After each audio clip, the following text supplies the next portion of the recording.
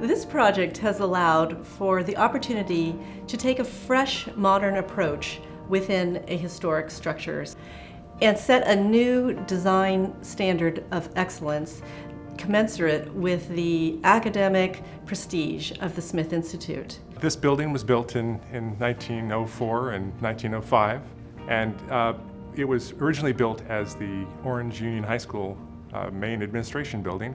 It's been rotated and moved about 250 feet and faces the north, but the most interesting thing is that my mom, who's in her late 80s, went to high school here, and now it's getting new life as a classroom again.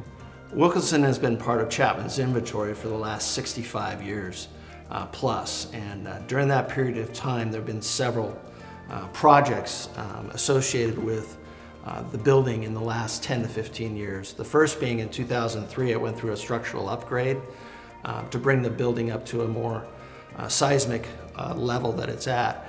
2005, we did a exterior paint, which is what you see right now. 2006, we did the first floor, a slight remodel of that area. And then in 2008, the first floor was made accessible with a chairlift that was added to the east side of the building.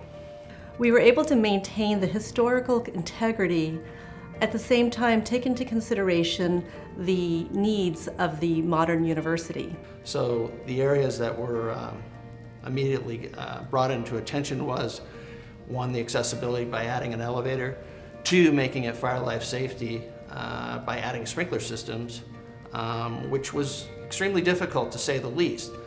We dug a trench basically in the garden level or the basement and created a hallway to where the elevator would be accessed. We took this design challenge head on and created two corridors that led to the brand new elevator that leads you up to the Smith Institute. The mission of the Smith Institute is twofold: to reintegrate the study of economics and humanities and to have a dialogue and talk about that. And so all of our courses are designed to sit in a Socratic seminar in a square where faculty are just one of the 32 participants in the room. And so having a classroom that was built to facilitate this and give that feeling of walking into it that you're going to talk about big ideas with people from across the campus, that was the important part of this project, was to have that kind of space for teaching. These are classrooms that are completely modular. The tables and chairs can move around, and so you can come up with all kinds of different ways to have a classroom set up. You could actually have tiered seating in both rooms. You could move all the tables to the edge and have a large center space. You could use it for dining options if you have conferences. The smaller classroom is truly innovative in design.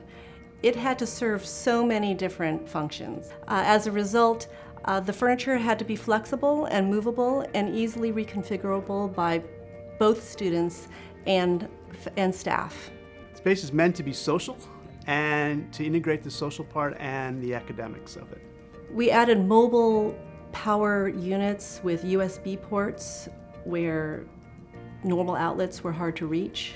We've got large screens, there's great sound capability, there's good cameras so that you can actually connect with all the things that are going on the campus.